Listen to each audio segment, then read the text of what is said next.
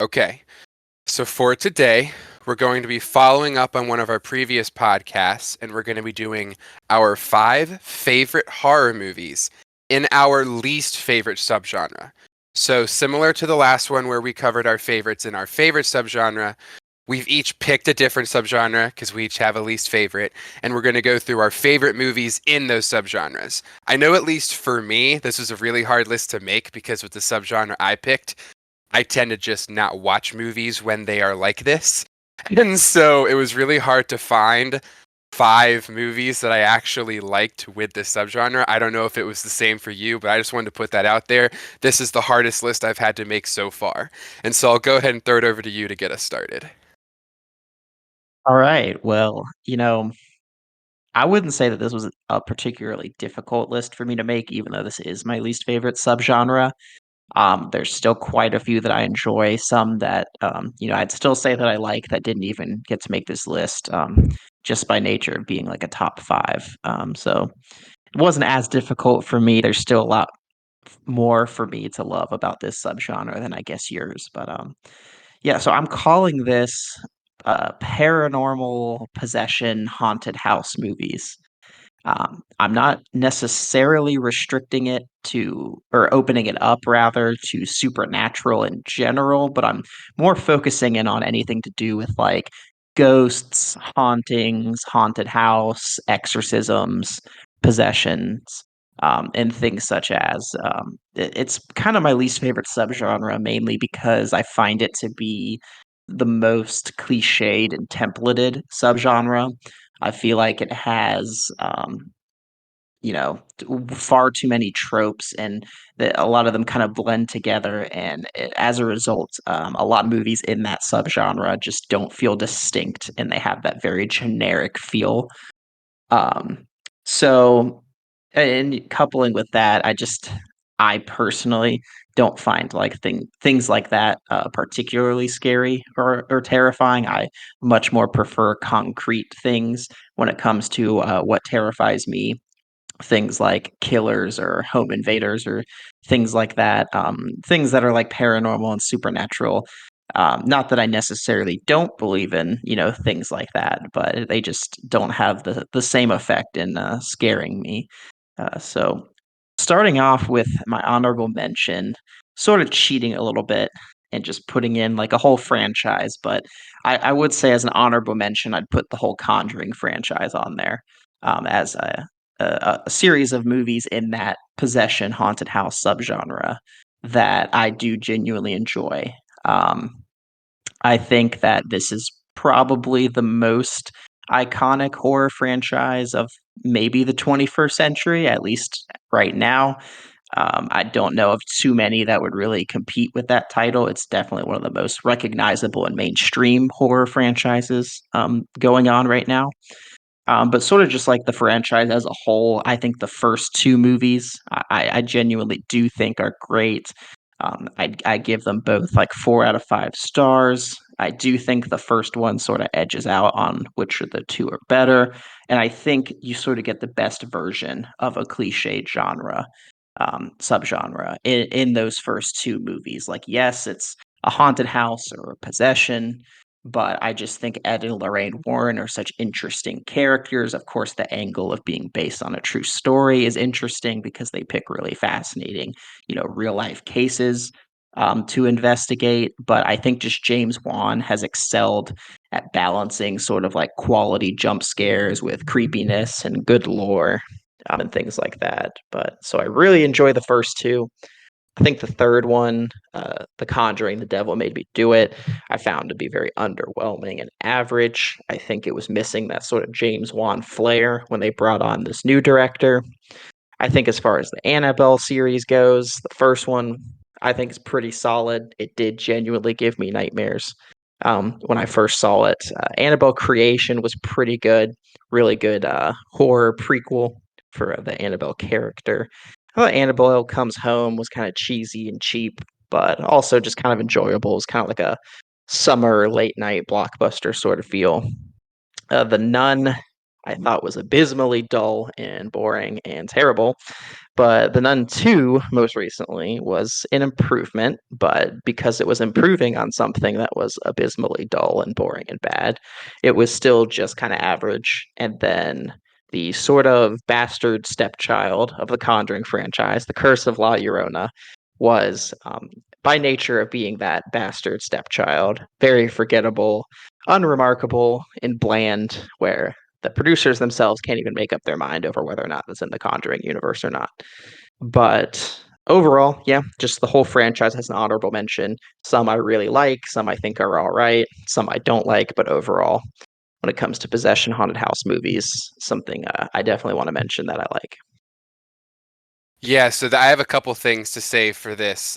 First thing is, it's interesting that you were talking about how formulaic and cliched this subgenre is because one of my favorite videos from when I was younger, some guy took clips from all the Conjuring movies and played them next to each other, and you could see that James Wan just kept taking the same jump scares over and over again and using them in all of his movies, and it's just really funny. That's what I thought of when you mentioned the formula. Like, if someone maybe doesn't believe it or whatever, go find that video. It's very amusing. There's always a chair that slides across the floor. There's going to be a door that slams shut. It's a very fun video. um then the next thing after that, uh I think we've talked about it before on one of the podcasts, but as you know, we live in this era where all the studios are trying to franchise and capture the magic that the MCU had. And in my personal opinion, I think The Conjuring has to be the closest thing to what the MCU did. Like, the Conjuring universe, in my opinion, just because a lot of the other ones that have tried have failed terribly. I think that the Conjuring universe has to be that number two behind MCU as far as like franchise success and the impact it's had, and the like you were talking about, how it's probably the most iconic modern horror franchise. And yeah, so that I just wanted to put that out there. In my personal opinion, I would put it number two behind the MCU, or at least number one in franchises that tried to do what the MCU did and succeeded. And then the last thing I wanted to say is I absolutely loved Valak in Conjuring 2, to the point where she was one of, like, at the time, one of my favorite horror villains, and I was so excited when they announced The Nun. I don't think I've been as excited for a movie, or at least for a horror movie, until I was going in to see that movie. And then it was an absolute dud. I would definitely say it's the worst one in the entire franchise. I was so upset. And I know, like you said, that The Nun 2 is apparently better. I'll definitely give it a watch when it hits streaming, but I remember being so pissed off that The Nun was bad because I was just expecting it to be awesome, more creepy nun action, and that's not what we got. And so yeah, but no, I mean, that's a good honorable mention. They're definitely I feel like you can't talk about paranormal haunted houses without mentioning The Conjuring. Yeah, for sure. To your point about how James Wan just kind of like does the same thing over and over again, I kind of agree, but sort of like I had said, that this is like the best version of a cliched genre. I Hmm. think that we get those first two films. I think just because of the quality that James Wan brings, not just in the production and the direction, but also in the writing and the storytelling, Definitely. um, that make it stand out. But also, I do agree that it is very repetitive, and the franchise as a whole just sort of keeps grabbing from the same bag of tricks. And that's why I think the first two are great, because after that, it becomes just repetitive from the other movies moving forward. And just by nature of being the first, and I guess I think the second one was technically the third because of Annabelle that came in between, by being the first, and these they just have the natural advantage of doing things when they're still relatively new and fresh. Yeah, no, I agree with you completely. It definitely wasn't meant to be a knock on him. Considering how many of the great modern horror franchises been attached to, I understand why people call him like the Carpenter of today, how he's like the greatest horror mind that we have. So I totally get it. Um, yeah. Right. So, uh, mine I picked is found footage, which I know that in the last pod, people found out was your favorite, and so Right. we're gonna have a little bit of parallel here. So going back to what I said earlier, the top three on my list, I knew outright when we did this list. The part I struggled with was even finding a fourth. I had to really go through the history books and try and figure out what movies I had actually watched that were found footage, which ones I actually liked. I'll be straight and honest. One of these I watched like for the first time a month before filming this podcast, just because I needed to have something to put on the list. And so yeah, that's kind of what I was talking about with the struggle. One and two were really easy because, in my opinion, they're probably two of some of the best horror movies ever made, and they happen to be found footage, so that's fun. But yeah, anyway, so I have kind of a double honorable mention. So I guess you could say a 6 or 7. So one, I also did a little bit of a cop out with an entire franchise. I have the 13 Cameras franchise. I wanted to put them on here just because they were like the other found footage movies that I happened to watch that I liked. I liked the original 13 Cameras. I thought 14 Cameras was not as good as the first one, but I found out they're making a third movie that's going to be coming out here soon called 15 Cameras. Shocker. And it looks like it may even be better than the first one. The trailer looks really, really good. So that has me excited. And then the other one I have for an honorable mention is Searching, which I have as an honorable mention because I think even we did a little pre-debate on whether or not it even counts as like horror. It's more of like a drama or a suspense thriller, whatever you want to call it. But because of the discussion alone, I did not feel right putting it on the list, so I made it an honorable mention. Yeah, I think those are both pretty solid. I am a big fan of the Screen Life movies, so like Searching and then a sequel Missing, where it simulates, like someone's screen. Searching's kind of like you said in that sort of middle area where it's more of like a yeah, like a mystery suspense thriller, but I could see how someone could make the argument that that can fall under certain subgenres of horror, but yeah, no, those are solid movies. I've never seen 14 Cameras. I've only seen 13 Cameras. I am a big fan of that. And yeah, no, those are two good picks. I I did not know there was a sequel, so I have now put Missing down on my list because now I want to see it. Yes, yeah, Missing came out this year. Okay, so that explains it. Um, Um, the one thing I want to know though is why don't you like found footage? Why is it your least favorite? so okay, it's interesting because as well, I can't even say as I've gotten older, I've grown to appreciate it more because the top two on my list have been the top two for years. So it's not even like I just discovered them. I think so. In my writings and when we do pitches or have conversations, I do find the idea of a found footage style intriguing. But I guess if I was to be more specific, like even with one of the pitches we did a couple weeks ago with Friday the 13th, I made my pitch on purpose a found footage film. And so I think that in my mind, the idea is better than the execution. If that makes sense, like so stylistically speaking, found footage normally has a really low budget, which I think is awesome. And it also normally feels more realistic because, it's some guy with a camera or it's shown through security cameras or like it's stuff that makes it feel less like an actual blockbuster or like something you're watching in the cinema. So already it sets you up in a good way. And I promise this isn't me talking like I know it sounds like I'm praising found footage, and I am to an extent, but I'm gonna get to the part why it's my least favorite. Um, but yeah, so like it's set up in a really realistic way, and it's really low budget. Generally speaking, I also think that like sometimes it can lead to some really cool like shots. Maybe the camera falls and it's angled in a certain way, so you see something play out, and then stuff happens in front of the camera. Whatever, like stylistically speaking, the idea of found footage makes perfect sense to me, and it's like I think it can be done really well. My personal issue is whenever I watch found footage films, in my opinion, I don't think they deliver the way I want them to. Um, so like that's kind of the if I was to sit down and watch a movie, as you know, I'm always going to pick a slasher. I'm just going to go for those. That's just my thing. And there's just like I know a lot of the found footage I've watched is use the shaky cam, and I don't like that. That messes with my eyes, my head. I know that's like the normal cop out, but I really just don't.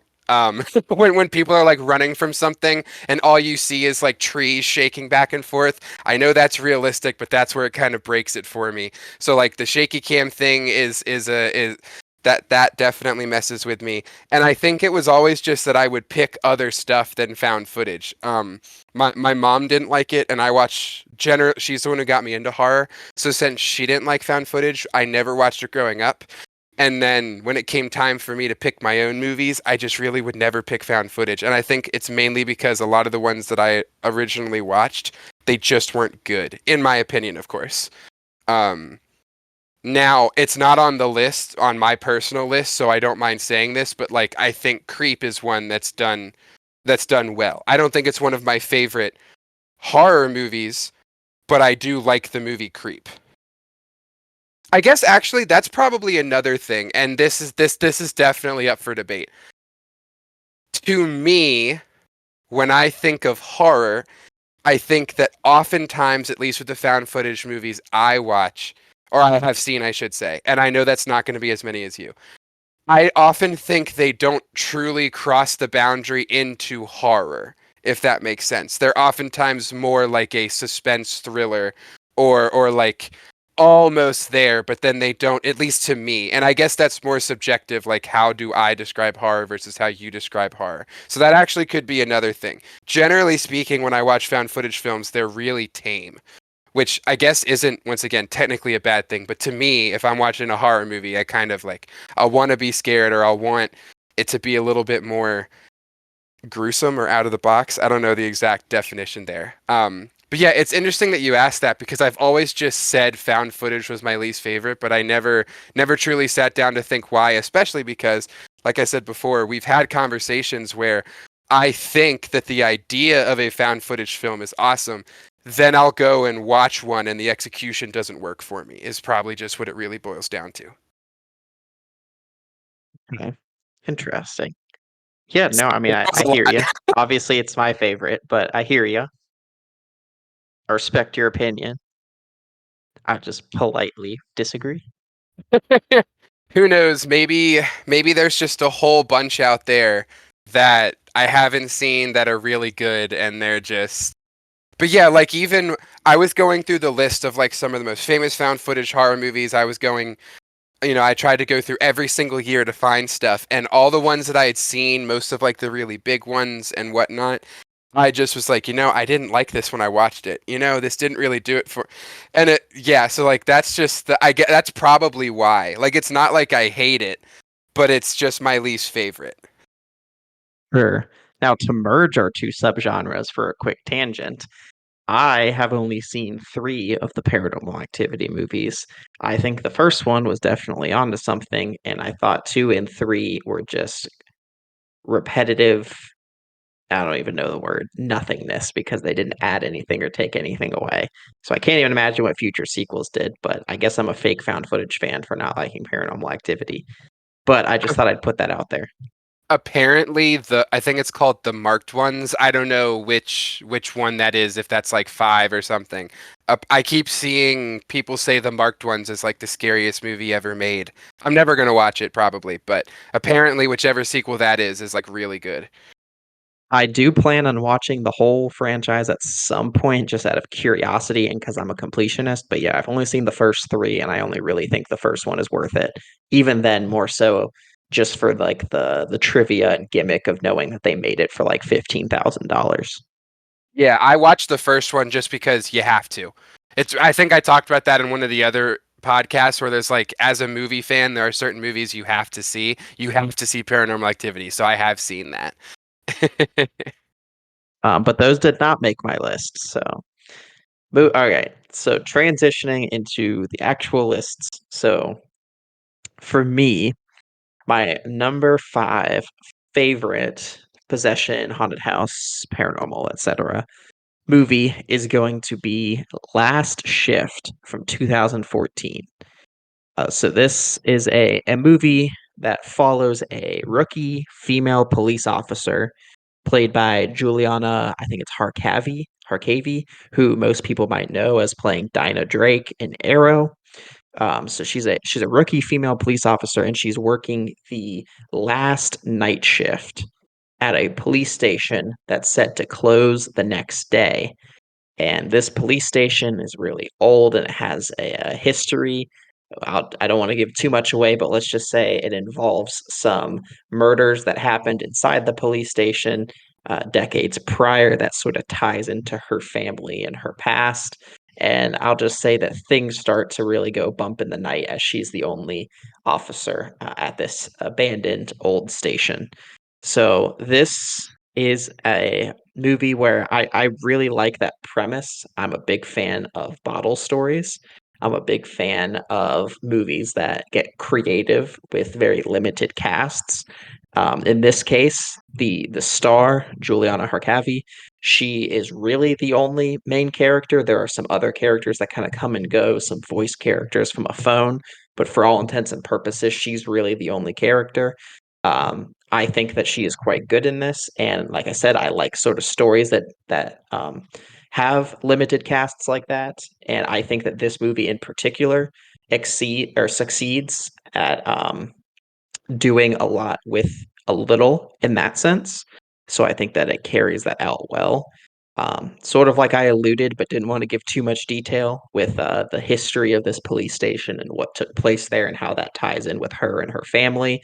I think it's very interesting lore and some good background to the station that they put in there. And I'm always down for a movie that's going to include some very interesting, lore and history to sort of what's going on, especially when it's in a spooky context. I do think that I am personally not typically affected or influenced by jump scares, but I think that this movie does feature some quality jump scares. And it has a very iconic image in it that is frequently used in the posters and the covers for the physical media versions that be. Um, if you're ever curious, just look it up and look up Last Shift. You'll see what I'm talking about with the main poster. I just think that's really creepy. That image factors into the movie. Um, and it does a great sense of, speaking about the possession and haunted house and paranormal subgenre. What this movie does really well is it has a great sense of what's real and what's not. This female police officer, she's the only one in this station.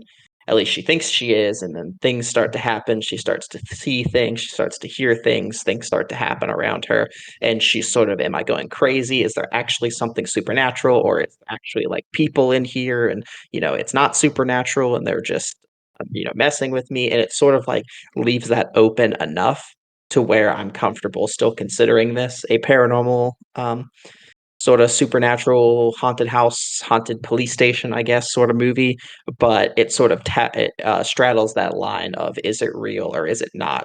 And I think when it comes to supernatural horror, especially, that can be particularly effective when it comes to creating that sense of uh, that sense of dread and the unknown and leaving it open to mystery. So, Last Shift from 2014, definitely a big fan of this one.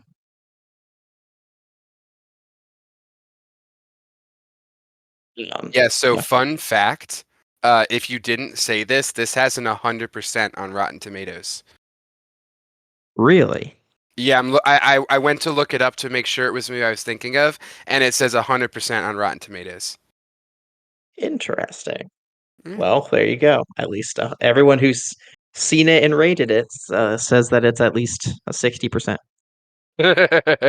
Um, Yeah, so this one, I had not seen this one. I forget exactly when you watched and recommended to me. It would have been a couple years ago, but you were like, "Hey, you should watch it." I remember watching it. Maybe it was 20 like 18, 19, something like that, and I remember really liking it. I don't remember enough about it to necessarily comment, but like you said, I number one thing I remembered was the poster. So once I Googled Last Shift and saw the post, I was like, "Oh yeah, this movie." Um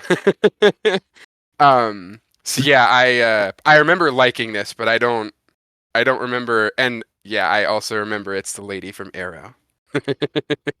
Yeah, one of the things that's interesting about this that I'm really curious about is the writer director of this.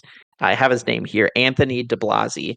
He remade this movie in, I believe, either this year or last year. It's called Malum, but he wrote and directed Last Shift in 2014. And apparently, either this year or last year, he just took the same premise, sort of punched up the script, changed it around, and then just completely remade it with a higher budget. So I'm Yep. really curious to check that out to see if that's, maybe better or maybe worse. But I guess he felt the need that it needed to be redone. But yeah, it's just kind of odd because in less than 10 years, the same writer director just completely rebooted his own project. Yeah, so what's interesting is I just saw that it says March came out in March of this year, and this Okay. one is not as highly rated as the original Okay. There you movie. go. It's nowhere even close. This got some crappy ratings. But yeah, that's really interesting. I can't think of another time where the same creative mind behind a movie decided that they wanted to reimagine their own movie. That's very interesting. So I Oh, guess just definitely check out just this. sorry, I didn't mean to cut you off if you were talking. No, I was just saying, just I guess just check out this one. I mean, I'm curious to check out Malum, but I guess if you're to pick one of the two, pick the original, not the reboot. Anthony DeBlasi also did Most Likely to Die. That's why I said, oh, because I really like that movie. That's like a B slasher movie. So that, Go. Maybe he'll remake that again.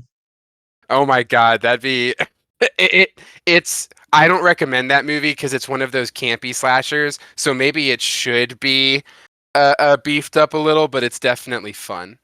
Um, So yeah, one other thing I wanted to add when you were talking about paranormal activity.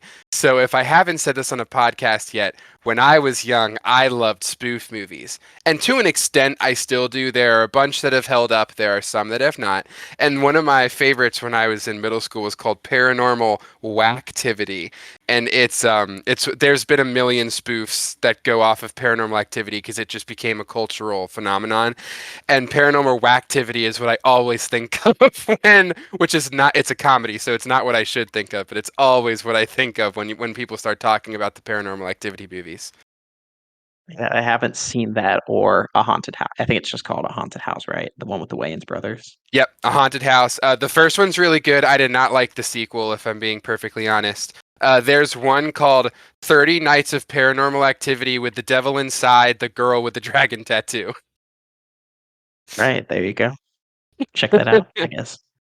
Uh, yeah, spoofed. We could do a whole conversation on spoof movies, but anyway, um, so moving on to my number five. This is I want to say 2006. I should have trusted myself. This is 2006's Behind the Mask: The Rise of Leslie Vernon. Um, it's funny because when I said I watched one of these like a month before doing the pod, I had tried to watch this a while back, but because of internet issues, I didn't make it the whole way through. So I had watched like a choppy version of it. So it never really stuck with me. I knew I needed to rewatch it. And this is also one that is always recommended to me as like a slasher fan. Everybody was like, if you love slasher movies, you have to watch this movie. So finally, gearing up for this podcast, I was like, okay, I'll watch it. This is my chance. And I definitely liked it. I can see why they were all like, "Hey, you need to watch it." I can see why a lot of people like this movie, why it has that like cult classic status. Um, so this one is like half cheating but half not. Essentially, we follow Leslie Vernon, who is a serial killer in the making, and he has a film crew following him around to figure out like what it takes to be a serial killer. And it's kind of one of those like, if you do a documentary about a sports player, like what is the daily routine of LeBron James before he goes and plays basketball? But it's made to be very funny because the stuff that he's preparing is to murder people. And so in this universe, they set up that Michael Myers was a real person, Jason Voorhees was a real person, Freddy Krueger was a real person, and they like did these murders and they're like idols to Leslie Vernon. He wants to be one of the greats. And then in the documentary, they like hit all of the major tropes. He's like, well, you see, every good person has to have that backstory. So like me, I was thrown over a waterfall as a baby and I'm back from the dead. Like it was just so funny that they hit all the tropes right on the head. The I loved that his so he has a guy who was a slasher in the 70s, and he's retired now, but he's been training Leslie.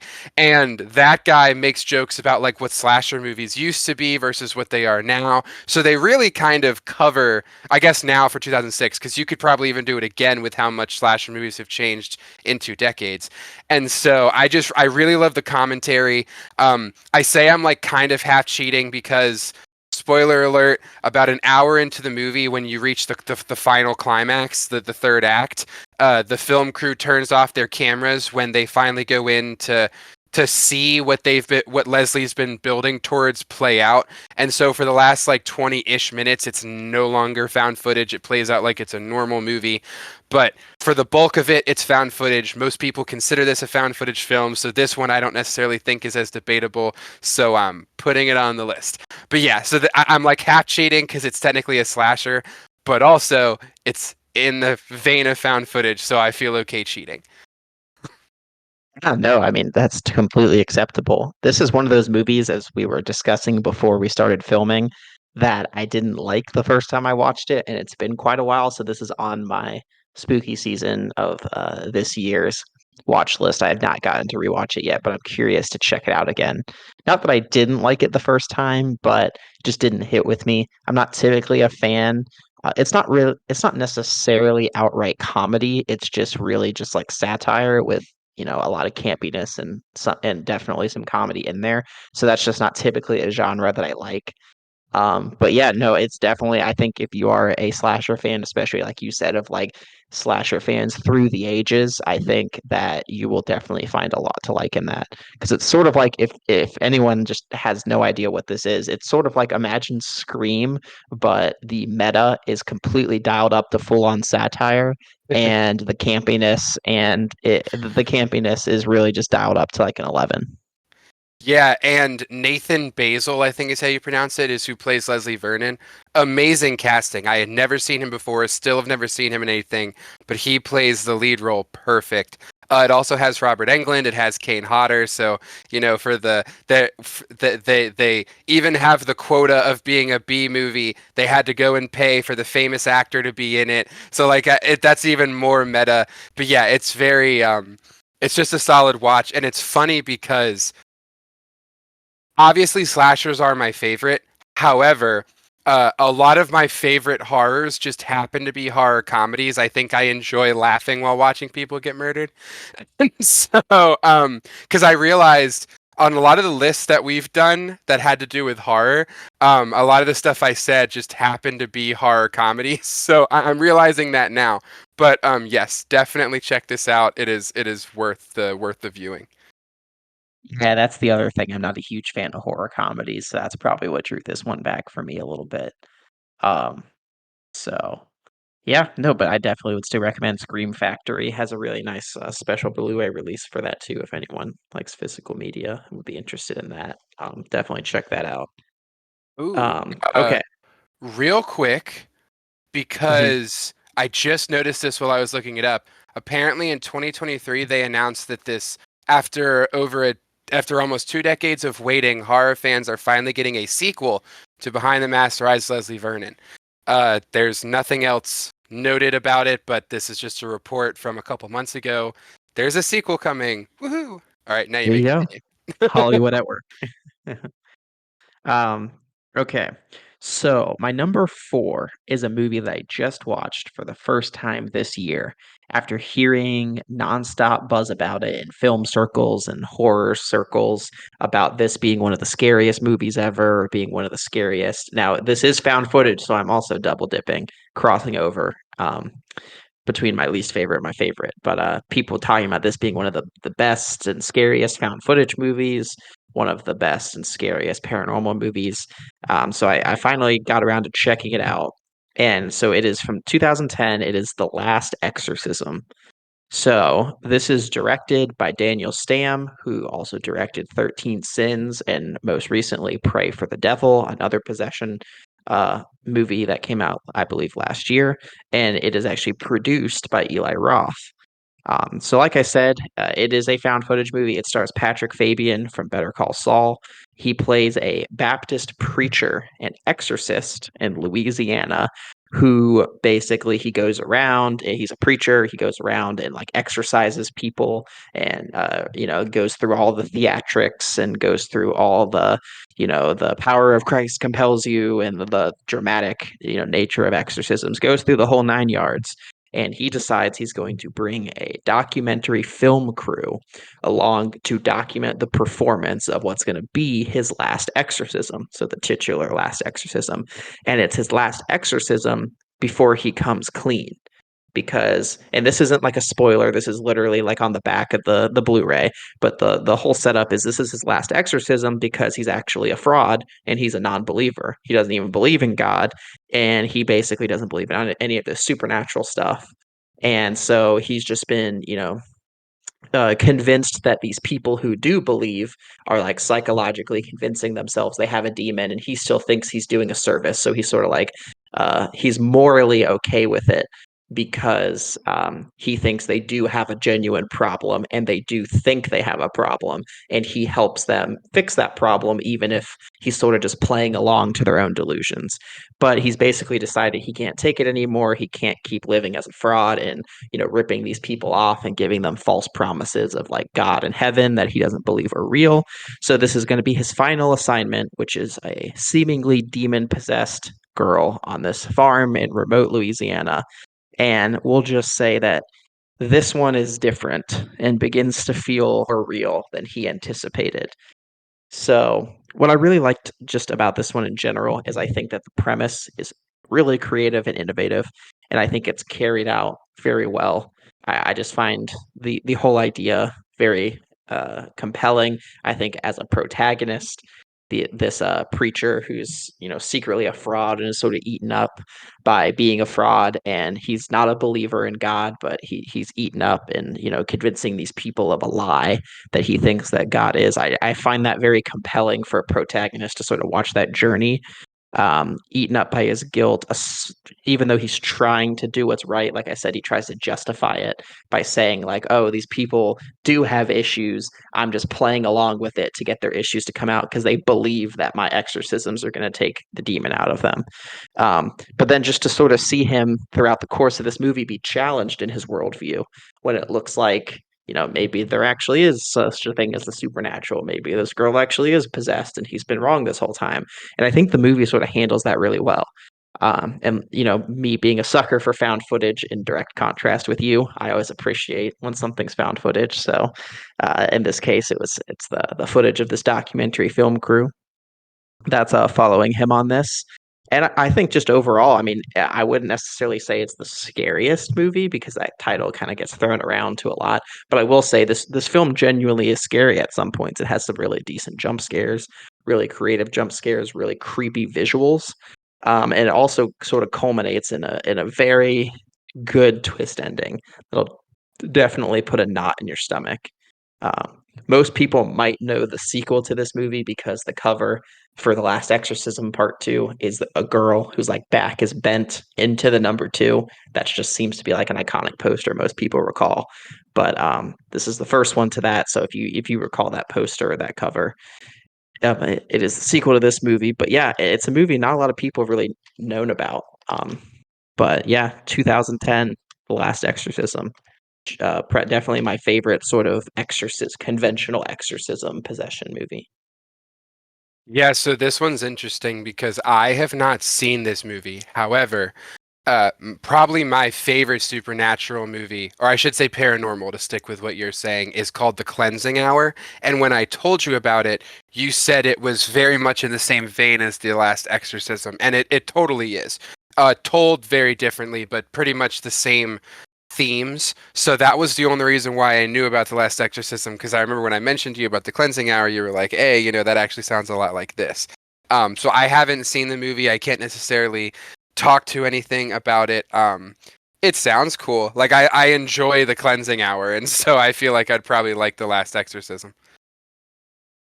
Definitely think you would like it, and you should check it out. um, yeah, sorry for the short discussion there. I'll go ahead and move on to my next one. Uh, so my number four is 2016's They're Watching. So this one's an interesting one. Kind of in the same vein as like the way the found footage is told is what we've been talking about with the last couple movies. There's a film crew involved, but instead of a documentary, this is a home improvement TV show. And essentially, there's a woman who has gone to a very, very, very small town in Moldova and found this beautiful piece of historic, this beautiful home that's like ages old, and she's gonna renovate it and she's gonna turn it into this beautiful modern piece. But as you can probably imagine, since it's this historic remote village, everybody else there is like from Moldova and they like their small little town and they don't like when there's outsiders. So there's a lot of stuff at play throughout this movie. So the first thing is there's this TV crew that's filming everything. They're trying to get the sites, and they're gonna try and they get permission from the town. Like some of the people are like, "Ooh, I'm gonna be on TV," but the majority of them are like, "No, get the cameras out of here. We don't want nothing to do with it." And so there's that divide going on because they're trying to film stuff and because they think stuff might be cool, but they're kind of intruding on traditions and stuff throughout. Like I think that one of the things the writer does that's really interesting is they definitely show the like general crossing of a boundary that can happen with like documentary crews or TV show crews, where they just are kind of like, well, I want this shot, so I'm going to go get the shot even if I might be messing with stuff. So that's very interesting. And then on the flip side, this woman who is doing the renovations on her home, the town thinks she's a witch. And so long story short, because I don't necessarily want to spoil the ending, because the ending's awesome. Like, talk about a movie that goes from 0 to 100. I won't even lie. When I first watched this movie, I thought it was a little dull. And then the ending was like, oh my God. And then I gave it a rewatch. I liked it a lot better the entire way through. The ending definitely like seals the deal. And so but yeah, the town is like the main character because there's all of these creepy people that are doing creepy things to not only the woman who is renovating her home but also the TV crew, and it's all being caught on camera. So this is kind of one of the things I was talking about where like the setup alone really makes it seem creepy cuz like I don't know. I couldn't imagine chilling in this old cottage in the middle of nowhere and just kind of be chilling and I see my camera, catch something off in the distance and then looking at it and being completely creeped out. Like that, like that in my mind is scary. So like I don't know. You know what? By the end of this, you may convince me that I like found footage more than I think I do. I I was just haven't. gonna say, it sounds like you just really like found footage. I think that maybe I like found footage films. I just haven't seen any good ones. Just watch everything from my list, including the honorable mentions, and you'll be good to go. Uh, but yeah, have you seen this movie? Have you seen 2016's They're Watching? So I Googled it and went to the Wikipedia page as you were talking, and you just unlocked this really weird memory in the back of my mind. I have seen this movie, but I just completely forgot that this is like a fever dream of like, I remembered this plot, I remembered this, and I remember distinct scenes from the movie, and I just like, I don't know. It was like a fever dream where it's like if you had asked me 20 minutes ago before you started talking about this and described scenes, I'd probably think like that sounds familiar. I might have dreamt that. But now I'm like looking at this and I'm like, I have seen this movie. Main thing I remember about this movie is I just now am seeing for the first time that this is described as a horror comedy. And that makes a lot of sense because when I saw this movie back in, it was around the time it came out because it was on Netflix. Um, I just thought it was just a garbage movie. I didn't realize it was supposed to be funny. So this makes a lot of sense now. I just thought it was just like bad acting and really bad writing. Now that I see it's actually supposed to be a comedy, I'm like, okay, that makes a little bit more sense. Yeah, there you go. Just me liking horror comedies again. That's what it is. I need to only watch horror comedy found footage films. There you go. So yeah, no, I mean, I can't remember too much about this. I remember distinctly watching it on Netflix, way back probably around when it came out, like 2016, 2017, when it dropped on Netflix. But I don't remember too much about it other than just I thought it was really cheesy and bad. But like I said, I just was taking it seriously because I didn't realize it was supposed to be a horror comedy. So maybe I would change my mind. I don't know. But I do distinctly remember the ending. So you're right. That does definitely leave an impression. Yeah, the ending is just so crazy. Like I don't even want to talk about it because I don't want to spoil it because I feel like people should watch it for themselves. But yeah, the ending is just something else. It's interesting because this came out in 2016. I watched it on Netflix as well. I don't know if I've mentioned this before, but uh, it was either 2016 or 2017. I think it was 2016. Back before Netflix had the size of library that it does now, I set out to do something insane. I watched every single horror movie that existed on Netflix. I believe it was 2016, from top to bottom. I had watched all of them. I would never do that again. It was a I shouldn't say a terrible time. Some of them were very good. Some of them were very not good. But this was one of the ones that I ended up watching because I had to watch every single movie that was in the horror genre on that time. Now the library is too big; it's almost impossible to do. But back then you could no life it. Yeah, honestly, like thinking about it, and I think just having mentioned several of these over the course of the podcast as we've talked about horror, like Netflix, especially back in the day, like yeah, like 2016, like 2014 to 2016, at least for me, was just so impactful on my movie watching because especially in horror, they just had so many like deep dives and deep cuts that they'd put on there and put sort of front and center to find like hidden gems that are either not on there anymore or like no one knows what they are now. And it's just like I'm so lucky that Netflix back then was able to have them because some of my favorite movies, especially horror movies now, are ones that I just found scrolling on Netflix. Yeah, it's definitely. I didn't say this earlier when we were talking about 13 cameras. That's another one. I either found it on Netflix or maybe DirecTV recommended it to me, but I'm pretty Same. sure it was Netflix. Um, I also saw that on Netflix. So it's very interesting because I have talked to people even recently who have said, "Oh, I miss the olden days of, being able to like watch stuff." And like in my mind I'm thinking, "Okay, there's a million different streaming services that all have the rights to millions of movies." But also I understand kind of what people are saying because they don't want to have to scroll through just everything. Like the libraries are so huge now, and algorithms are what they are. That's a whole other debate. But it is really interesting that like there are some people who have gotten to the point where they're like, ugh, there's nothing to watch because there's now just so much being thrown at you that it's hard to cipher through or like to sit down and actually scroll. Like, I don't know, that's an interesting thing to think about. I think with Netflix especially, it's such an egregious offender because it just produces so much original content, and that's just really what it is like content. They're just churning out these movies that are going to be number one trending for like 5 days and then never be talked about again. So they're just like churning out these large numbers of just product, and they're just putting those front and center and prioritizing those because they have their brand. And I think so like these smaller movies that they used to put on there as like hidden gems are now just like completely buried in just a mountain of their original garbage.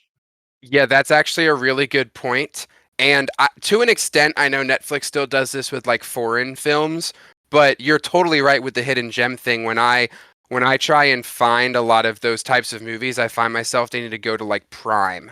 But that's a very good point.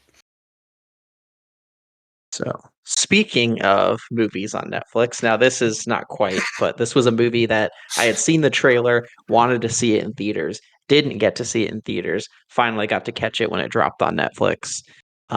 This is probably the one that dabbles the most into how I made that distinction between supernatural as an umbrella and then this specifically haunted house possession. But it kind of straddles that line. But I could make the argument that it fits here, and it's a movie I genuinely love. It's Devil from 2010. Ah, So this nice. Okay. Yes. So this is written by Brian Nelson, who also wrote Hard Candy and 30 Days of Night, both really good 2000s horror movies. And I didn't know this until doing research for this movie or for this podcast, but it's actually directed by John Eric Dowdle, who did the Poughkeepsie tapes that I talked about in my favorite found footage movies. He also directed Quarantine and As Above, So Below. So I didn't know that he directed Devil as well until doing research for this. And it was most famously produced by M. Night Shyamalan. And there's a big misconception where people think that M. Night Shyamalan wrote and directed this. He didn't, but he did. I believe he was like a story credit on it. Like he did the story. I believe it's based on a short story. But he had like a story credit on it, and he was an executive producer, and his name was all over it. But he did not write or direct this movie. But anyway, so Devil follows a group of five strangers that include characters played by Logan Marshall Green, who, as I've discussed with Upgrade, I find to be a very underrated actor. Um, they are stuck in an elevator in a skyscraper in Philadelphia, and it is revealed that one of them is secretly the devil in disguise and is seeking to kill the rest one by one and take their souls. So, like I said with Last Shift, I love a good bottle story. In many ways, this is about as bottle a story as you can get. It's five characters in an elevator. Now, it's not just five characters in an elevator. There's another story going on the outside where a detective is trying to get them out. But for the large part, the main focus is here in this elevator. So I like a good bottle story. I think that this movie does what a bottle story should do. And even though there's five characters, it's only like an hour and 20 minutes. It's just like a super quick movie. I think we really get to know these characters and know like individually, like, okay, that's the guy, this is how he acts, this is his backstory, these are his character traits. Got it. Like that's his motivation. Okay, that's her. That's her motivation. That's where she's from. It does a really good job of you sort of getting to know these characters in the short time that you have. And I think with the outside story, it's a pretty good like detective thriller on top of being horrific. And it really deals with a lot of these deep religious themes, sort of like about forgiveness, good versus evil, and faith, because the detective that's sort of trying to get these people out of the elevator, he's a skeptic because his wife was killed and he doesn't believe in God or the supernatural, but he's sort of paired up with this building security guard who's like a devout Catholic. And he's the one that's sort of convincing him, like, oh, there's something supernatural going on with this elevator. That's the devil. I'm telling you, the devil's in there, whatever. He's behind all this. And the detective is like, that's a bunch of nonsense, like hokum. But then he kind of starts to believe and it really challenges his doubts. So I really like a lot of the themes that it expresses. But also, it's a really nice whodunit because it's got a really nice twist. I won't say it's the best twist ever. I guess in this case, I won't say it's the least obvious twist in the world, but I think it is a good whodunit. Sort of keeps you guessing, keeps you on your toes about who really the devil is. But even though it doesn't necessarily culminate in the best twist or the most creative twist, I really appreciate in like the journey um, on the way there, what these characters sort of find out about themselves. It has some genuinely very scary moments, as you can imagine. An elevator with lights keep going on and off, and one of them is the devil. Things happen very quick, things happen very fast, but they happen very scarily as well. And it's got a really good cast. Like I said, Logan Marshall Green, sort of the standout, very underrated actor, and of course he's great in this. He needs to be put in a lot more leading roles like this because typically he's relegated to a sideman. But overall, like I said, it kind of veers into that just generically supernatural side of things. But I think when you're dealing with specifically the devil, and these people being put through this sort of like religious trial inside this elevator, this like temptation trial. It sort of blurs enough into that whole like possession, sort of haunted, paranormal sort of feel. So yeah, Devil 2010. Yeah, I absolutely love this movie. I'm one of those people who had the misconception that this was M. Night, because for the longest time I would defend this movie wholeheartedly of like, oh, M. Night actually is a good person. He can write a good movie. So now I feel dumb. But no, this is definitely. I really enjoy this movie. It's been ages since I've seen it, but I remember really liking it when I was younger. I guess in theory, if I was to rewatch it, maybe I wouldn't like it as much. But going off of what I know, um, kind of like what you were talking about, I remember completely calling the ending, but I don't remember that being a bad thing. Like I still think it works. If I remember correctly, I still came out of it with a smile. So yeah, no, this is definitely a really good pick. And I will continue to echo what you said. Logan Marshall Green is a very underrated actor. Indeed. Were you about to say something? Oh no, I just said indeed. He is a very Okay, underrated actor. sorry, you cut out on my end. Um, so my number three. Now we're getting into. So I didn't know this, but apparently this movie has a 10% on Rotten Tomatoes. So I'm really gonna have to sell this. So this is 2017's The Gracefield Incident. Now, when I was talking about the idea of like the found footage setup being cool to me, this one, in my opinion, is like the coolest setup I had ever personally seen. Maybe other movies have done it, I don't know, but this is the one I've seen. And so essentially there's a guy who's missing an eye. So what he decides to do is he's going to put a camera in his prosthetic eye and then put it in his head to document the weekend with friends that he's about to go on. They're going to go to a cabin and have a fun weekend away. And like I was talking about with like the cool stuff you can do with a camera, the stuff they do with his eye is so cool. And I get that like now, especially with smart glasses coming out, I guess this is much more realistic, but back in 2017, if you were doing POV, it was really like a GoPro, or you'd have to do those insane rigs that you've probably seen, like with the behind the scenes of how they do a lot of this stuff. And so, um, but yeah, this the whole prosthetic eye thing is just so cool. It is real. They do use a real like camera in an eye, which is cool. I don't remember 100% if the actor himself doesn't have an eye, but the camera in the movie is an eye. So take that as you will. I probably should have double checked if he's truly missing an eye before I started reviewing this. But anyway, enough about the eye. So he goes to this cabin and he's hanging out with his friends. They're having a fun weekend, and then at night there's this crazy sound. All the dogs go crazy, and him and his buddy go out to investigate. And what they end up finding is there's this big thing in the woods, and they're like, what the heck is this? And it kind of looks like it might be a meteor. Maybe it's just a rock. Like it's funny when they go back and forth because you can tell the one guy's like, dude, we gotta investigate, and the other guy's like, you're an idiot. We're in the middle of the dark in the woods with this thing. We should not be investigating. So it's really funny. Anyway, this isn't designed to be a horror comedy. This is supposed to be scary, but that's just like a funny interaction. The point is, an alien has shown up. And in my personal opinion, when they go back to the cabin and we switch from him being asleep to showing the security cameras, when he wakes up, we go back to the eye. It goes back and forth between eyes and security cameras. The As you know, I'm a big cinematography person. And so you can say what you want about the story, you can say what you want about how it plays out. But in my opinion, this one just had me on the edge of my seat. It had my hair standing up The stuff they do with the cameras and the alien is just so creepy. So like that alone, like I just will forever remember this movie. Like when remember how I said the first three, I knew what I was gonna put. Gracefield Incident, I knew it'd be number three because I will just never forget the feeling I felt.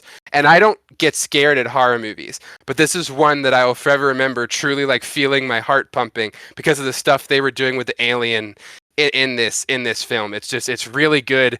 Um, I realize that I guess according to the internet the story's not that good, but I'm looking through the reviews right now, and a lot of people are agreeing with me. They're like, "Who cares about the story? This was legitimately a spooky film. They did a great job building suspense, and the atmosphere was insane." Yes, I agree with you. B127. So yeah, that's that 2017's The Gracefield Incident. It's a great alien movie.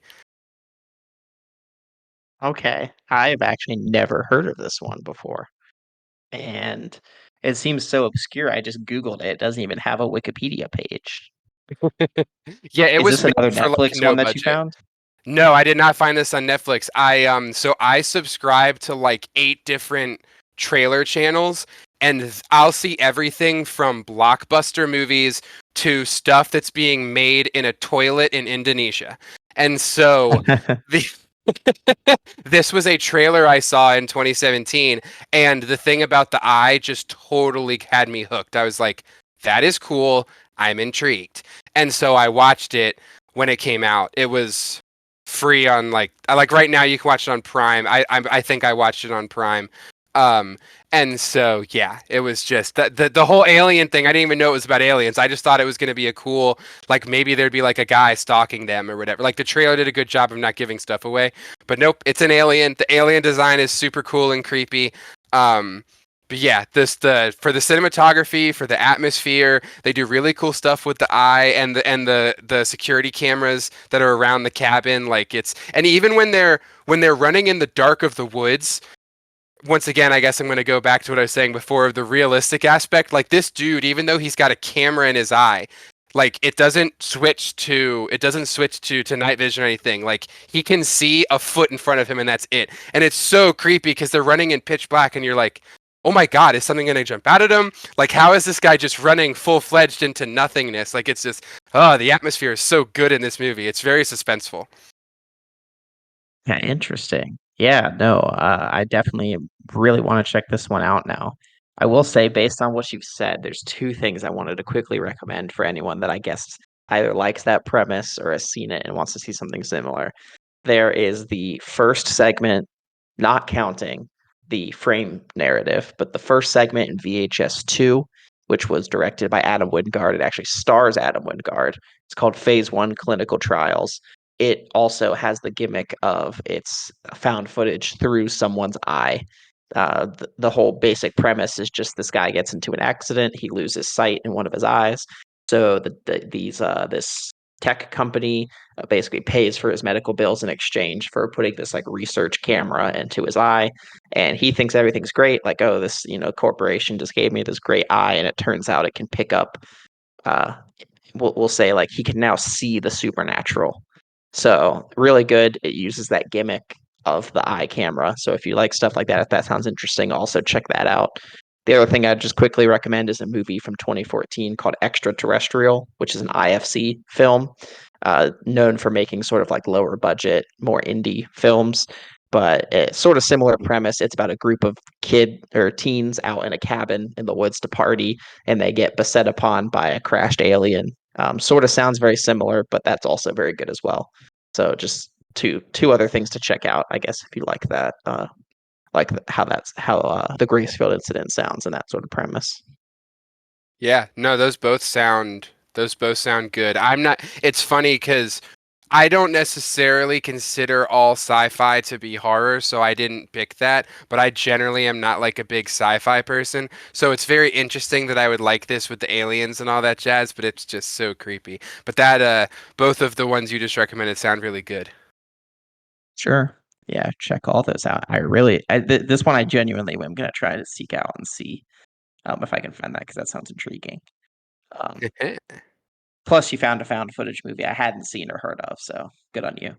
As I had to say, I'm gonna need this to be pinned. I'm gonna need it to go in the record books. This can For never be sure. remembered. Clip it. For sure. Okay, so my number two, and this is a movie I already know we're going to have a little bit of contention on because I know at least originally you weren't a big fan of this movie, but maybe that's changed. So this is probably, I'd say, in my at least my top five favorite horror movies of all time, and maybe even an argument can be put for a top three. But it is from 2018. It is Hereditary, written and directed by Ari Aster, who you might know from Midsommar, most recently from this year, Beau is Afraid, or if you're very steeped in internet lore, the strange thing about the Johnsons, which I highly recommend on YouTube. So, Hereditary follows a disjointed family that is basically recovering in the wake of the death of the grandmother, and they begin to start to experience some strange happenings in their house, some supernatural paranormal happenings that suggest that the grandmother might not be fully gone. And so the brilliant thing about this movie that honestly I think helped shape my perception of it was the trailer for it gave away absolutely nothing. It completely misleads you thinking it's about one thing, and even then it shows you things that are basically completely ancillary to the actual plot of the movie. So I went in basically blind because I thought it was going to be all about this and I really had nothing to go on and was completely taken aback by what it had to give me. But Hereditary is genuinely one of the movies that I think scared me the most, that left me the most unsettled after I saw it, that made me lose the most sleep after I saw it. It is by far the best example of quote unquote elevated horror, because I think that this is like the perfect blend where it really is written incredibly as this well crafted, it's really like a tale about loss and an exploration of grief, and how when people pass, they still leave things behind, especially negative things like trauma, and it sort of symbolizes all of that using the supernatural and the presence of the grandmother, how she had this sort of disjointed relationship with her daughter, who's the mother of the film, Toni Collette, and this family. And the grandmother might not have been the best person, and she dies, and they kind of think that she might be haunting them. And so it sort of just uses the supernatural as a metaphor for the things that we leave behind when we die. And I just think that this movie is just so creepy and it excels at making a really creepy atmosphere. And it's also filled with so many brilliantly executed jump scares, especially one particular scene that if you know, you know, and if you've seen it, you know what I'm talking about. That just comes completely out of left field and is one of the only jump scares that genuinely makes me jump every time. And it's just a movie that, like I said, will absolutely leave you terrified. And like I said before, with Last Shift and The Last Exorcism, I love lore, and I like when a movie takes time to sort of develop some of the backstory and some of what's going on. And I think that this movie, when it comes to the grandmother and the things she was involved in, she might have been involved in some occultic practices, involved in some demonic practices, and it really fleshes out that lore and makes it feel really interesting and also just real. So, and all of it culminates in a really chill-inducing ending. It's still an ending that genuinely gives me goosebumps every time. It's not like a big, like, wham bam bombastic finale, but it's a finale that it is just like one that just sticks with you and just gets under your skin. And this is a movie that I've given a 5 out of 5 to. One of my favorite horror movies of all time. Probably could even crack a favorite movies of all time list, like a top 10 or a top 20, just favorite overall. But Hereditary is one that I genuinely love. And it is one of the best examples of a sort of haunted house possession movie. Yeah, so like you said, uh, I know I'm in the minority here because everybody loves this movie, but I do not. Yeah, I know you alluded to this with one of your earlier choices, but we were kind of talking about how there are movies that we will go in to see and we won't like them, and then we will like them more when we rewatch them. And I have never rewatched this, so maybe I'd like it more if I was to watch it again. Let me give you the setup. The year is 2018. I have heard nothing but, oh my God, Jacob, you must watch Hereditary. Oh my God, Jacob, it is the best horror movie ever made. Oh my God, Jacob, it is the scariest thing you will ever watch. Oh my God, Jacob, how have you not seen this movie yet? Go home right now and watch it. So, it's a Friday night. I'm chilling inside. It's storming. The scene is perfect, and I go to watch Hereditary. And I wasn't scared. I wasn't involved. I was it just I left feeling so pissed at the end of the movie that I was told this was going to be this like experience, and to me it wasn't. Now, looking back on it, the bar was raised so high. And we were talking about this earlier. You get these idealized you have this bar in your head that only you can reach. It's not fair to do that to a movie. And I'm sure that the reason why I didn't like it is because everybody told me it was the best thing ever and I expected it to be the best thing ever, and it wasn't to my standards, quote unquote. Everybody does it. It just happened to happen to me for Hereditary. This, in my opinion, is even more egregious than The Revenant. Call back to a previous podcast. Everybody told me The Revenant was the best thing ever. I go in, it's not. Everybody, like even more people, told me, oh my God, Jacob, I know you're the horror guy. You got to watch Hereditary. And so to me, if we were doing horror on the list of most overrated films, I might have put Hereditary number one just because of all of the lead up to then just have it be disappointing at the time. So with all of that said, take it with a grain of salt. I haven't rewatched this. I haven't wanted to rewatch it. I haven't had a reason to rewatch it. Maybe I would like it better on a rewatch. But that first time I watched it, none of the jump scares actually made me jump. I did not feel what you described. That doesn't mean that others wouldn't. I'm not trying to tell people not to watch this movie. Everybody's different. But I literally felt nothing when I was watching this movie. Like I'm not even exaggerating. I felt absolutely nothing, and then the movie was over, and I felt like I wasted 2 hours of my life. That's just kind of what happened when I watched the movie, and I know that I'm the one person in the world who doesn't like this movie, but that's just kind of how I felt about Hereditary. First off, how dare you? Second off, I think it just goes to show how expectations really factor in because like I said, I went in doing nothing knowing relatively nothing. The trailer did a great job of doing that. And I actually found it because back in the day, this was back in 2018, I was part of a Facebook sort of group page or whatever that would talk about upcoming horror movies. And this was one where the trailer dropped and I hadn't seen it in a movie. I don't even think I ever saw it connected to a movie. Like, I don't think I saw the trailer in a movie theater, but the Facebook post was like, hey, this is a trailer for this new horror movie, Hereditary. And like I said, the trailer is not at all like the movie, and the trailer makes it look like it's just like a straightforward family drama. So when people were like, oh, this is like a horror movie, people are calling it the scariest movie or whatever. I did hear like that sort of stuff because I had premiered at film festivals, but I just kind of saw that trailer and I was like, what? This is a horror movie? Like this just looks like a drama. But I was so curious, I just went to check it out, and so my expectations were obviously very low, and I didn't know what to expect, and that definitely helped factor into me being able to experience it in that fashion.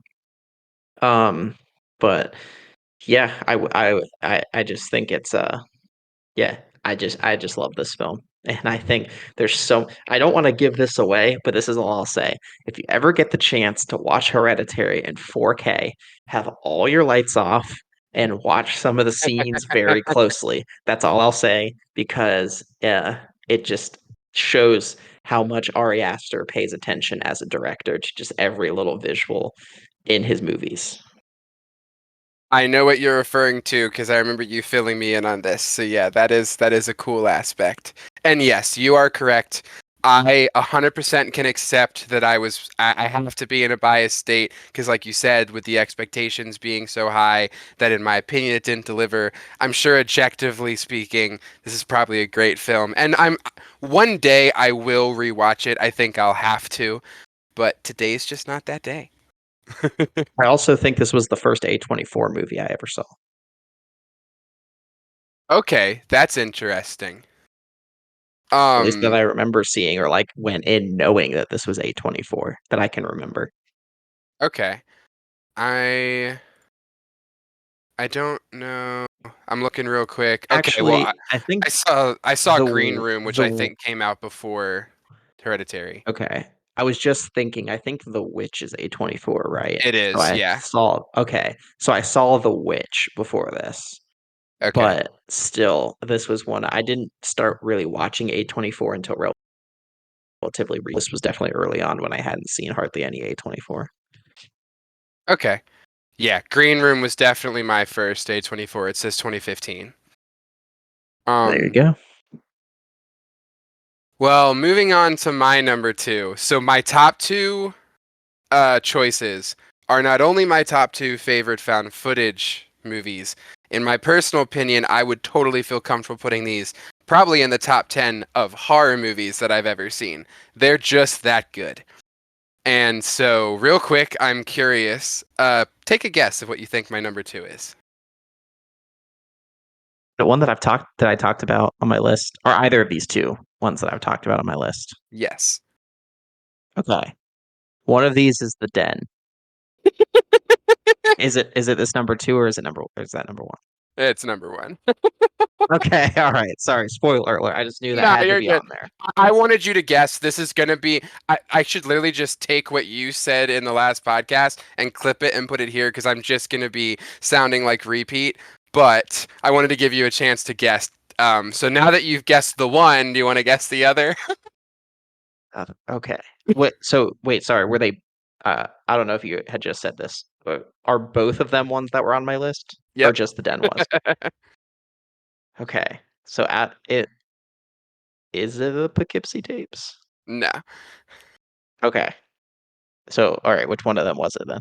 I'll give you a hint. We pretend the sequel doesn't exist. Oh, okay. Yeah, the house is October built. There you go. You got it in the first try. So 20 for those of you who didn't watch the last podcast, uh House is October Built from 2014. This is the movie that, if I'm not mistaken, you and I originally first bonded on because we both knew that we really liked it. We gave it a rewatch before the sequel came out, and then we truly bonded over our hatred of the sequel. That's how good Very much friendships so.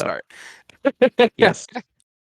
I cannot recommend this enough. I literally just got done recommending this to two different friends because I'm about to go experience something like this. In our area, there's this thing called Field of Screams, which is constantly ranked as one of the top haunts in the nation. And one of their things is you sign a waiver where they are allowed to touch you. And so it like adds to the scares. And so, uh, you know, House is October Built follows a group of people who are kind of doing the same thing. They're traveling around the country and they're trying to find like the craziest haunts. And they end up finding stuff that they should not have found in classic fashion. But one of the things that I think is so good with this movie is that even though there's that plot going on of, okay, now we've found this like secret society that we've stumbled upon, but they also spend a lot of time at the haunts, and so you really get to become engulfed in this area of life. And I feel like one of the things that just generally, not even talking about horror, one of the things that I think is so cool in life in general is that if you're super into something, if you have a hobby, you're familiar with all of the stuff in that world. But that's just one world. And there's a good chance that other people have no idea about that world. And it's so cool that there's a million different worlds out there. And if you actually get into something, your eyes like get opened up to those worlds. So at this point, I had no idea about the world of haunts. And so I watched this movie and my eyes got opened up to it. And I think that's one of the things that has really stuck with me. But also, the movie is just great. The story is great. The acting is great. The cinematography is great. The suspense is great. The ambiance is great. Like, It's been a little bit since I last watched this movie. I think 2020, but from what I remember, this is like a perfect 5 out of 5. And the ending is great. Once again, sequel doesn't exist, and the I really can't recommend this movie enough. I'm trying my best to say other things than what you said, so I'm keeping it a little fresh. But No, you're good. Yeah, um, yeah, definitely one of my go-to recommends. yeah, definitely. And if you're somebody who has kind of like dipped their toe into like the events around Halloween or horror in general, haunted houses are really fun. So I like don't, you know, this could be a way to like ease yourself into it because you kind of get to experience haunted houses without actually being there in person, and then you can find it if you like them or not. But yeah, this is just such a good movie. Yeah, the exploration of the culture is just so interesting. But I'm also just biased because the director Bobby Rowe liked a tweet of mine. So Yes, uh, I was not so lucky, and so I actually do not like this movie. No, I'm kidding. because that's how that works. Yep, that's Um, exactly how it works. You can buy my appreciation. yes, cannot recommend that movie enough. So everyone check that out if you have. So my number one, even though I said Hereditary was one of my favorite horror movies of all time, I didn't put it at my number one because my number one was it's a movie that I just haven't had as much experience with as Hereditary, but it definitely is promising to maybe take, that slot. And it's also one that is, this is probably one of the most underrated horror movies I've ever encountered. Definitely the most underrated and underknown on this list that you've heard me talk about plenty of times, but it's a movie that I just want to just shout from the hilltops for everyone to see. It is a movie from 2001 called Session 9, and it is written by Brad Anderson and Stephen Galvadon. The director, Brad Anderson, went on to direct The Machinist with Christian Bale, and he also went on to direct The Call with Halle Berry.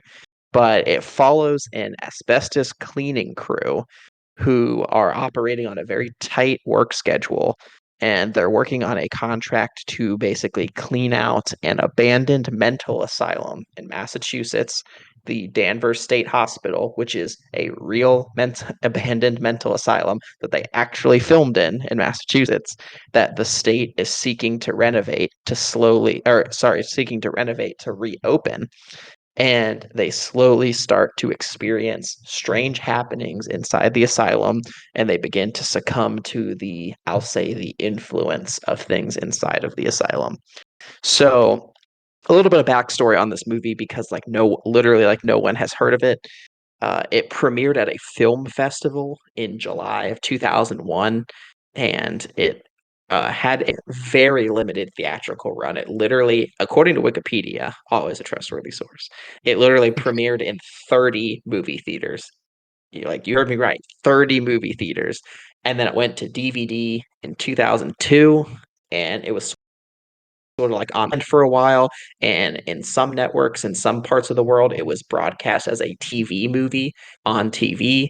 And in August of 2016, Scream Factory put out a Blu-ray of it.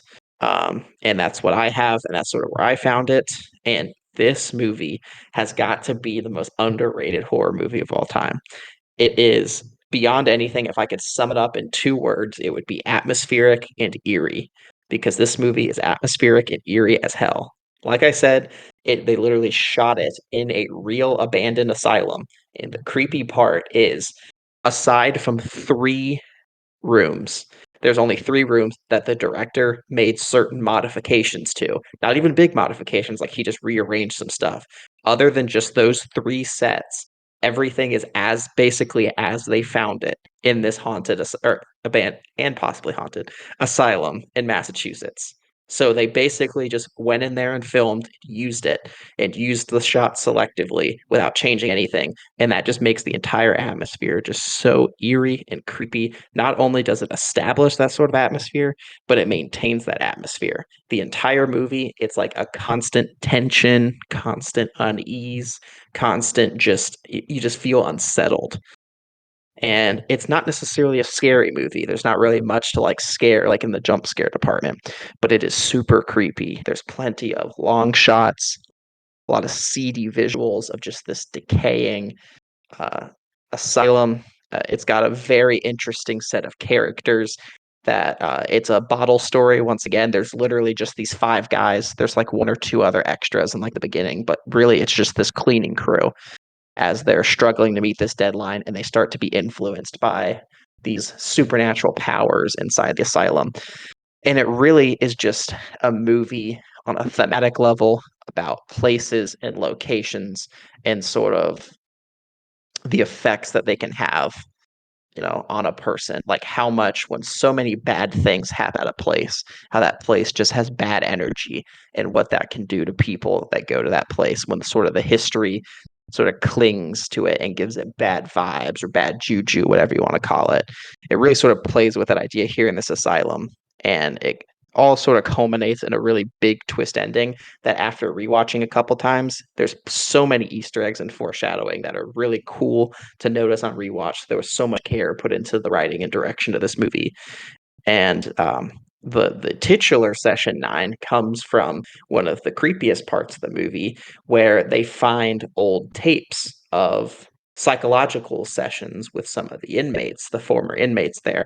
And this guy starts to develop this obsession where he listens to these different sessions of this woman who had split personality disorder. And it just some of the movie just like overlays this audio of these interviews with this woman, and it's just so creepy, and it just sort of plays over some of these sequences, all culminating in the ninth session, which was the last session that she had, and they sort of tie that into the main narrative as well. So overall, just really well done, criminally underrated, criminally underseen, under talked about, underknown. Just more people need to know this movie. It deserved so much better, but it's just so good because it had to do so much with just so little. But yeah, session 9, definitely recommend. Yeah, you've definitely talked about this before. I put it on the list. I will now officially watch it. I apologize, I still have not watched this. You've definitely told me a million times. I remembered it immediately when you said it. The Stephen Gevedin. It's funny because so I recently, I guess not recently anymore because it was like a year ago, but I finally binged that HBO show Oz, and he's a main character in the first season. So I think that's actually how you originally told me about it because I mentioned him, and you were like, "Oh, well, he actually did this movie." Um, but yeah, it's funny because I always forget that Josh Lucas is in this as well, and I always like him. He's really good. And yeah, this is definitely one that I know I need to check out. You speak very highly of it, so I'm sure it's really good. Yeah, even in horror circles, like horror YouTube or horror film Twitter, like it's still underknown. So I honestly can't even remember how I found it. I know I got the Scream Factory. I don't know if it was just I was scrolling Scream Factory and just found it and cover looked cool or what, or like a YouTuber talked about it, but I genuinely don't know how I came across it, but it's not something that's like out there asking to be watched. You got to kind of find it. Real quick, going off of that, something that I would highly recommend for listeners that are interested.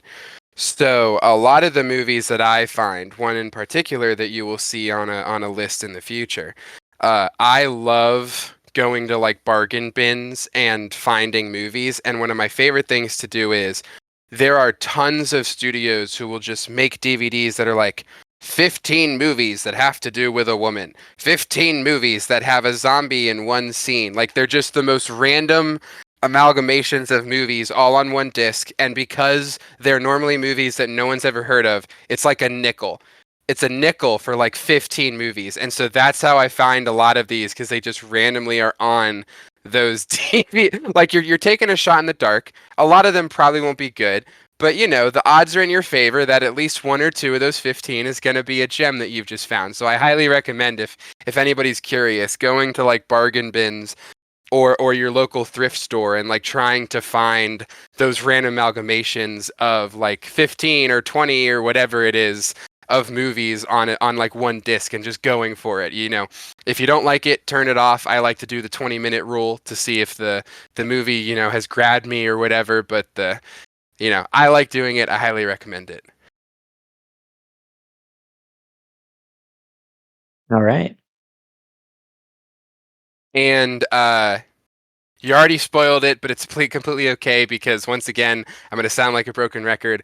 My number one is The Den, which is from 2013. Ironically, there's been a theme with a lot of my picks because they've all been made around the same years. Um, so this one is, what did you call it? Screen Life? Yes, yeah. Screen Life is yeah, that. Okay, so yeah, this one is, in my opinion, not like the standard of what you think of for found footage. Once again, I know that you're going to be more uh, uh, uh, in the know on what counts and what doesn't, but this one I think is really cool because at least me, you, a lot of the people around our age growing up, we had a little website called Omegle. And so as a kid, you're just like, oh, I'm going to go on there and I'm going to see all the weird shit that all the people in the world are doing. And maybe you'll meet a friend. Maybe you won't. I don't know. Omegle was just a weird time. So, what the Den is a girl who gets this grant to do research on a website that is basically Omegle, but not named Omegle. And she just sits on there all day and is cycling through meeting people. And so the movie kind of starts out where you're seeing all of these eclectic people from different cultures from around the world, and it's, that's kind of cool. And then she happens to land on the wrong person.